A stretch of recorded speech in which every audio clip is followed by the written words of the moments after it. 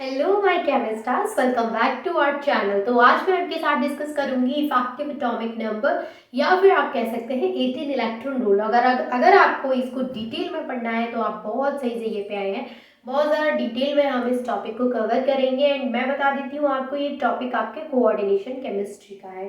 ठीक है, तो हमने यहाँ पर कोऑर्डिनेशन केमिस्ट्री को स्टार्ट किया है और बहुत ज़्यादा डिटेल में हम उसके हर एक टॉपिक को लेकर के चल रहे हैं। सभी के न्यूमेरिकल भी मैं आपको सॉल्व कराऊंगी और आपको पता है कि मैंने क्वांटम को भी बहुत ज़्यादा डिटेल में आपको कराया है। क्वांटम केमिस्ट्री के भी मैंने आपको न्यूमेरिकल कराए हैं। अगर आपने नहीं देखा है तो आप जाकर के चैनल पे चेक कर सकते हैं। तो यहाँ पर मैं आपके साथ डिस्कस करने वाली हूँ आज इफेक्टिव एटॉमिक नंबर और 18 इलेक्ट्रॉन रूल को। सबसे पहली बात मैं आपको बता देती हूँ कि अगर आप सोच रहे हैं कि इफेक्टिव एटॉमिक नंबर और 18 electron rule both are same, तो बहुत गलत सोच रहे हैं। दोनों अलग अलग है, दोनों को अलग तरीके से डिफाइन किया जाता है, लेकिन ये दोनों अलग होकर के भी एक है। मतलब अलग होने के बावजूद भी ये दोनों एक ही काम करते हैं। यानी अगर आप डिफाइन करेंगे 18 इलेक्ट्रॉन रूल तो अलग तरीके से हम इसको एग्जांपल की हेल्प से सॉल्व करेंगे, और अगर आप बात करेंगे EAN की, जो कि आपका इफेक्टिव एटॉमिक नंबर है, तो वो आप अलग तरीके से करेंगे। लेकिन फिर भी दोनों सेम है। सेम कैसे है? क्योंकि ये दोनों एक ही चीज बताते हैं। सिडविक के अकॉर्डिंग कोई भी कंपाउंड जो होता है आपका, अगर वो EAN को फॉलो कर रहा है, दैट मीन्स कि वो आपका स्टेबल कंपाउंड है। तो ये दोनों अलग होकर के भी सेम चीज सेम क्यों है? क्योंकि ये दोनों एक ही चीज पे वर्क करते हैं कि अगर आपका कोई गिवन कंपाउंड है और वो इन रूल को फॉलो कर रहा है, 18 रूल को फॉलो कर रहा है या फिर आपका EAN रूल को फॉलो कर रहा है, दैट मीन्स कि वो आपका स्टेबल कंपाउंड है। ठीक है, अब क्योंकि इनऑर्गेनिक केमिस्ट्री आप पढ़ रहे हैं तो एक्सेप्शंस तो यहाँ पर बहुत ही कॉमन सी चीज है कि हर एक चैप्टर में आपको एक्सेप्शन तो मिलने ही है। तो डेफिनेटली इसमें भी कुछ एक्सेप्शंस आपको मिलेंगे, जहां पर आप देखेंगे कि कुछ ऐसे आपके कंपाउंड्स भी होंगे जो कि इनको फॉलो नहीं करेंगे, इनको ओबे नहीं करेंगे, इनको मतलब इन रूल को ओबे नहीं करेंगे। तो आज हम बहुत ज़्यादा डिटेल में पढ़ने वाले हैं effective atomic number and 18 electron rule को। तो इफेक्टिव एटॉमिक नंबर को हम शॉर्ट में बोलेंगे EAN, तो आपको कंफ्यूज नहीं होना है। EAN that means effective atomic number. ठीक है भाई, चलिए तो सबसे पहले हम यहाँ पे बात करेंगे EAN की। तो अकॉर्डिंग टू EAN के अकॉर्डिंग क्या होता है, जैसे हमने यहाँ पे कोई भी कॉम्प्लेक्स कंपाउंड लिया, क्योंकि जब हम एग्जाम्पल लेते हैं तो ज़्यादा अच्छे से चीज़ें क्लियर होती हैं। जैसे हमने यहाँ पे एग्जाम्पल लिया CONH3 का होल 6, या आपने कोई कॉम्प्लेक्स लिया जिसके ऊपर +3 चार्ज। देखो भाई, ये आपने यहाँ पे कॉम्प्लेक्स लिया है। अब आप EAN के अकॉर्डिंग मुझे बताइए कि ये स्टेबल है। फिर आप 18 इलेक्ट्रॉन रूल को इस पे अप्लाई करिए एंड फिर मुझे बताइए कि ये स्टेबल है कि नहीं है। ठीक है जी, आप मुझे बताएंगे कि ये स्टेबल है कि नहीं है। हमने दोनों को साइड में क्यों लिखा, सेम एग्जांपल क्यों लिया? इसलिए लिया ताकि आपको पता चले कि 18 इलेक्ट्रॉन रूल की बात कर रहे हैं, इफेक्टिव एटॉमिक नंबर की बात कर रहे हैं, तो दोनों कहाँ पर दोनों में डिफरेंस देखा जा रहा है कि भाई यहाँ पर दोनों में डिफरेंस है। क्योंकि अगर दोनों सेम है तो फिर अलग अलग नाम क्यों हम इनके ले रहे हैं? क्या इसी को मतलब 18 इलेक्ट्रॉन रूल को ही आपका इफेक्टिव एटॉमिक नंबर बोला जाता है? जी नहीं, इफेक्टिव एटॉमिक नंबर बताएगा कि ये स्टेबल है या नहीं है, लेकिन अलग तरीके से बताएगा। 18 इलेक्ट्रॉन रूल भी बताएगा कि ये स्टेबल है या नहीं, लेकिन अलग तरीके से बताएगा। दिस इज द रीजन कि आपके ये जो दोनों कॉम्प्लेक्स हैं वो स्टेबल है कि नहीं। लेकिन ऐसा नहीं होगा कि EAN ने इसको स्टेबल बताया और 18 ने इसको स्टेबल नहीं बताया। अगर EAN ये कॉम्प्लेक्स आपके EAN को ओबे कर रहा है, दैट मीन्स ये वाला जो है वो 18 को भी ओबे करेगा। ये अगर आपके ये कॉम्प्लेक्स अगर इसको फॉलो कर रहा है तो ये कॉम्प्लेक्स इसको भी फॉलो करेगा। इसीलिए मैंने क्या लिया है, सेम एग्जांपल लिया है। सेम एग्जांपल यहाँ पर, सेम एग्जांपल यहाँ पर, दोनों को हम अलग अलग रूल की हेल्प से सॉल्व करेंगे एंड देन बताएंगे कि स्टेबल है कि नहीं। अगर ये इन रूल को फॉलो कर रहे होंगे दैट मीन्स ये स्टेबल है, फॉलो नहीं कर रहे होंगे तो स्टेबल नहीं है। एक और चीज आपको बता देती हूँ कि इसके बारे में एक और चीज ये है कि ये थोड़ा सा टफ है इसके कंपैरिजन में, क्योंकि यहाँ पर आपको थोड़ा नोबल गैसेस याद करनी पड़ती है। देखो EAN क्या बोलता है कि आपका जो मेटल है सबसे पहले उसका एटॉमिक नंबर लिखिए। तो आपने क्या कर दिया, एटॉमिक नंबर लिखा, एटॉमिक नंबर ऑफ कोबाल्ट क्या है 27 आ गया। अब आप बताइए इसकी ऑक्सीडेशन स्टेट क्या होगी, तो इसकी ऑक्सीडेशन 8 की स्टेट आप निकालेंगे तो +3 है। तो आप अगर इलेक्ट्रॉन निकालेंगे, electrons, number of electrons in CO+3, क्या समझे भाई? क्योंकि हमने यहाँ पर कोबाल्ट का एटॉमिक नंबर लिखा है 27, लेकिन कोबाल्ट की कुछ ना कुछ ऑक्सीडेशन स्टेट है यहाँ पे, तो अब हम उसकी ऑक्सीडेशन स्टेट में बताएंगे कि यहाँ पे कितने नंबर ऑफ इलेक्ट्रॉन है। अब जैसे यहाँ पर आपको पता चल गया कि कोबाल्ट +3 ऑक्सीडेशन स्टेट में है, इसका मतलब 3 इलेक्ट्रॉन की कमी है कोबाल्ट पर। अब कोबाल्ट पर 3 इलेक्ट्रॉन की कमी है, तो वो 3 इलेक्ट्रॉन कहाँ से निकाले जाएंगे, यहाँ से। तो 27 - 3 अगर आप करेंगे तो क्या आएगा, 24। ठीक है, तो यहाँ पर ये इसके पास कितने नंबर ऑफ इलेक्ट्रॉन्स बचे हैं, 24, कोबाल्ट +3 स्टेट में। अब हम देखेंगे कि जो आपका लिगेंड है वो कितने नंबर ऑफ इलेक्ट्रॉन का डोनेशन कर रहा है, यानी डोनेशन चेक करेंगे कि कितने नंबर ऑफ इलेक्ट्रॉन यहाँ पे डोनेट कर रहा है। अगर हम यहाँ पे इसकी बात करें लिगेंड की, तो हम लिखेंगे ligand, each ligand donate 2 electrons.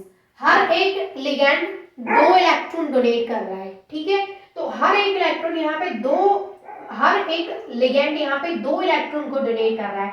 और कितने नंबर ऑफ लिगेंड है यहाँ पे टोटल, 6, तो 2 × 6 कर देंगे तो क्या हो गया, 12। अब हम क्या करेंगे कि जो आपका मेटल का एटॉमिक, जो आपके नंबर ऑफ इलेक्ट्रॉन्स मेटल के पास है और जो आपके लिगेंड डोनेट कर रहे हैं इलेक्ट्रॉन, उन दोनों का सम निकालेंगे। तो अगर हम यहाँ पे सम निकालेंगे, देन वी हैव 24 + 12, तो हम इसका सम चेक करेंगे तो क्या आएगा, 4 + 2 6, 2 + 1 3, यहाँ पर 13 आया है, और 13 है, अब 13 आ गया नंबर।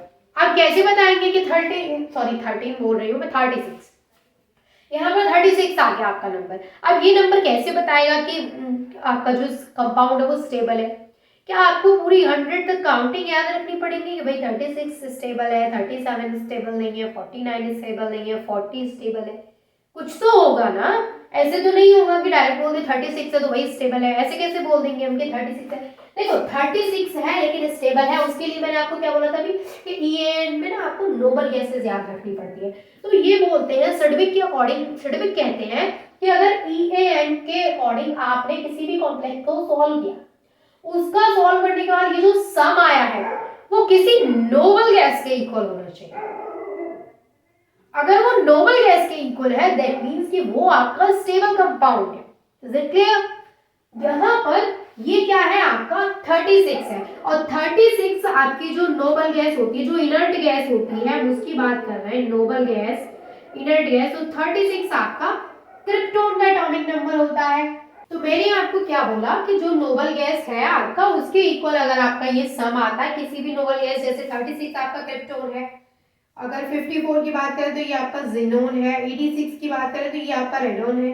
तो अगर किसी भी आपके नोबल गैस के इक्वल आपका अगर सम आ रहा है कॉम्प्लेक्स को सॉल्व करने के बाद अकॉर्डिंग टू EAN, तो ये आपका स्टेबल कॉम्प्लेक्स है। ठीक है, लेकिन दिक्कत क्या है यहाँ पे कि आपको जो इनर्ट गैसेस हैं, जो आपकी नोबल गैसेस हैं, उनका भी एटॉमिक नंबर याद करना पड़ेगा। ठीक है, ये बात हो गई EAN के अकॉर्डिंग। अगर मैं यहाँ पे 18 इलेक्ट्रॉन रूल के अकॉर्डिंग बात करूं तो ये थोड़ा सा सिंपल एंड इजी है। वर्क दोनों का सेम है कि आपका स्टेबल ही बताते हैं कॉम्प्लेक्स को, कि कॉम्प्लेक्स की स्टेबिलिटी को ही चेक करते हैं, बट ये थोड़ा इजी इसलिए क्योंकि हमें यहाँ पे किसी भी नोबल गैस या किसी भी इनर्ट गैस का एटॉमिक नंबर याद रखने की जरूरत नहीं है। जैसे इसको हम सॉल्व करते हैं, तो ये जो 18 इलेक्ट्रॉन रूल है ये बोलता है कि आपका जो मेटल है, मेटल कैटाइन है या फिर जो आपका मेटल एटम है, उसके वैलेंस इलेक्ट्रॉन चेक करो, यानी उसके जो लास्ट ऑर्बिटल में इलेक्ट्रॉन है उनको चेक करो। तो यहाँ पर अगर हम चेक करें तो यहाँ पे हम क्या करेंगे, देखो अगर हम यहाँ पे वैलेंस इलेक्ट्रॉन निकालते हैं, वैलेंस इलेक्ट्रॉन ऑफ CO, तो आपके जो CO के वैलेंस इलेक्ट्रॉन है वो क्या आएंगे, वो आएंगे आपके 3d7 4s2, 3d7 4s2 ये आएंगे आपके, क्योंकि आपका क्या है 27 है, तो 3d7 4s2 आएंगे। अब क्योंकि हमें पता है कि इलेक्ट्रॉन कौन, ये जो कोबाल्ट है वो +3 ऑक्सीडेशन स्टेट में है, तो हम निकालेंगे इलेक्ट्रॉन इन CO3+ यानी कोबाल्ट की +3 ऑक्सीडेशन स्टेट में +3 है, इसका मतलब इसमें से 3 इलेक्ट्रॉन हमें माइनस करने, तो 2 तो यहाँ से चले जाएंगे, यहाँ से जाएगा तो यहाँ पे बचेंगे सिर्फ 3d6, यानी सिर्फ और सिर्फ 6 इलेक्ट्रॉन बचेंगे यहाँ पे। मैं यहाँ पे लिख सकती हूँ यहाँ पे कितने इलेक्ट्रॉन बचेंगे, 6 इलेक्ट्रॉन। अब सेम चीज यहाँ पर वैलेंस इलेक्ट्रॉन देखने के बाद लिगेंड का सेम है कि आपको देखना है कि ईच लिगेंड डोनेट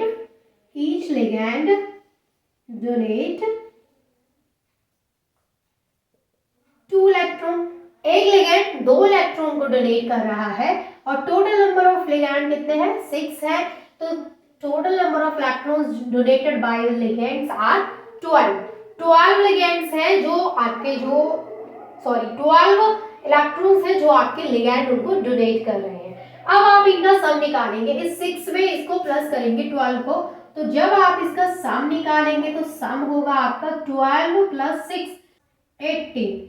ये आपका जो यहाँ पे सम आया है 12 + 6, ये क्या आया है भाई, 18 के इक्वल आया है।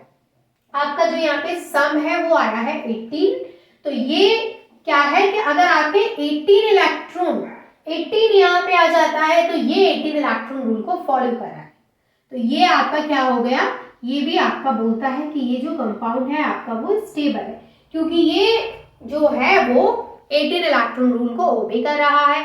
तो आपने देख लिया इस कॉम्प्लेक्स को, इसमें आपका सिंपल सा फंडा ये है कि 18 आ जाए, ठीक है। इसमें आपको ये चेक करना पड़ेगा कि ये जो आंसर आया वो किस नोबल गैस के इक्वल है। इसमें 18 आ जाएगा लेकिन इसमें नोबल गैस के इक्वल है, तो इसलिए इससे ज्यादा ये इजी होता है, ठीक है। यहाँ तक क्लियर है, 18 इलेक्ट्रॉन रूल क्लियर हुआ भाई, और इफेक्टिव एटॉमिक नंबर क्लियर हुआ। अब जैसे मैंने बोला कि बहुत सारे एक्सेप्शंस आपको इनऑर्गेनिक केमिस्ट्री में पढ़ने होते हैं, तो कुछ ऐसे एक्सेप्शंस भी हैं जो कि इनको ओबे करते ही नहीं है। तो पहली चीज समझो कि ऐसा मेटल एटम या फिर आपका मेटल कैटाइन आप बोल सकते हैं, उसके पास इलेक्ट्रॉन है जो कि D8 है, उसके पास अगर D में 8 इलेक्ट्रॉन है और उसका कोऑर्डिनेशन नंबर क्या है, 4 है, तो वो जो आपका कॉम्प्लेक्स होगा वो इन रूल को ओबे नहीं करेगा। तो ये जो कॉम्प्लेक्स होगा ये क्या होगा, डज नॉट ओबे EAN और 18 इलेक्ट्रॉन रूल। ये जो आपका कॉम्प्लेक्स होगा वो EAN या फिर 18 इलेक्ट्रॉन रूल को ओबे नहीं करेगा, फॉलो नहीं करेगा। अगर आपके मेटल के पास में D में 8 इलेक्ट्रॉन हो और उसका कोऑर्डिनेशन नंबर 4 निकल रहा हो कॉम्प्लेक्स का, जैसे एग्जांपल है आपका यहाँ पे निकेल Cl का 4 2-, तो ये आपका क्या है, ये आपका यहाँ पे एक्सेप्शन है, ठीक है जी, ठीक है भाई। एक्सेप्शन क्लियर हुआ, तो ये बात कर ली हमने यहाँ पे आज इफेक्टिव एटॉमिक नंबर और 18 इलेक्ट्रॉन रूल की। आई होप कि आपको समझ में आ गया होगा। कहीं भी कोई भी कैसा भी डाउट है आप कमेंट करके पूछ सकते हैं, हमेशा आपके कमेंट्स के रिप्लाई भी करती हूँ और हर चीज़ जो आप पूछते हैं वो मैं आपको बताती हूँ। अगर आपको नहीं समझ में आया है तब भी आप कमेंट करके बताइएगा, मैं इम्प्रूवमेंट्स करूँगी। And thank you so much for watching this video.